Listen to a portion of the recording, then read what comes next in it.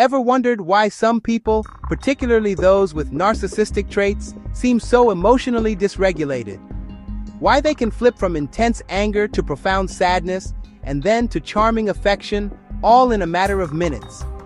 It's a dizzying experience, a phenomenon we can call emotional whiplash. You're left standing there, your own emotions in a tangle, wondering how they could possibly feel so differently in such a short amount of time. It defies logic and leaves you questioning your own perception of reality. If you've been through it, you know that feeling of total whiplash. It's exhausting and deeply unsettling. Before we continue, please be mindful that the following discussion may be sensitive for some viewers. Your well-being is important. It's common to try to make sense of this chaos by reaching for clinical terms like bipolar, but that is often a misunderstood and misapplied label in these dynamics. While both can involve mood shifts, the underlying mechanism is fundamentally different. The reality is often much more calculated. They weaponize their emotions. This isn't about feeling an emotion. It's about an emotion as a tool. They use these rapid-fire displays to get something they want.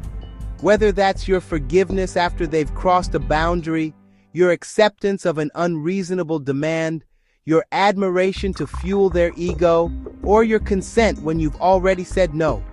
It's not that they genuinely feel overwhelming sadness, then explosive anger, and then deep pitiful regret all in the same minute. It's that they're testing a set of keys, looking to see which one will unlock the door to your compliance.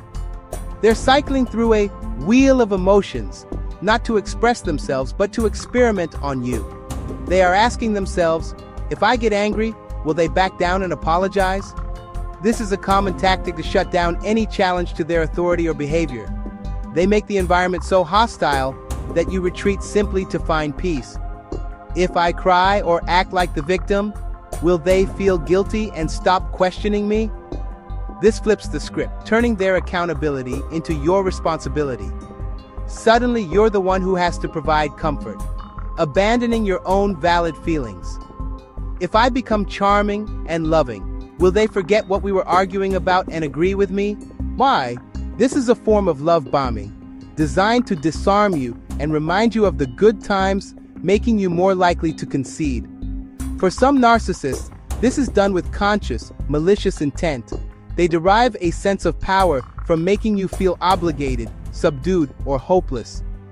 They enjoy the control. For others, it's a display of unbridled emotional immaturity. It's the adult equivalent of a toddler who throws a fit because they don't want to take a nap.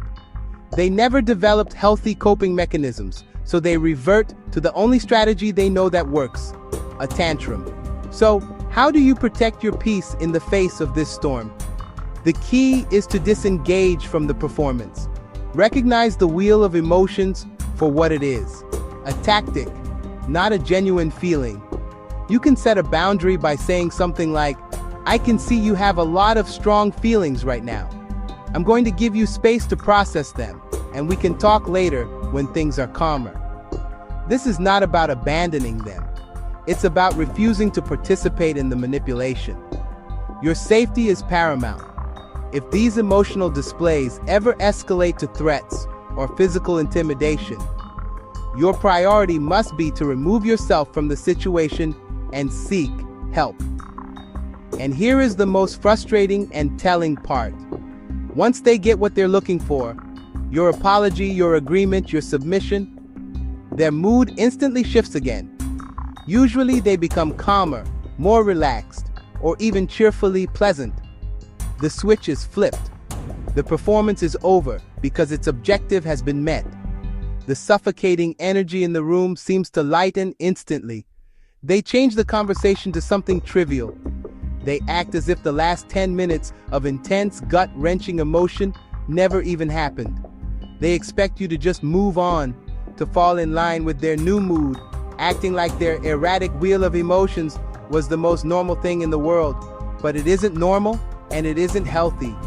Recognizing this pattern is the first step toward reclaiming your emotional stability. If this feels familiar, please consider reaching out to a therapist or a support group that understands narcissistic abuse. You are not alone, and you deserve relationships built on genuine emotion, not performance.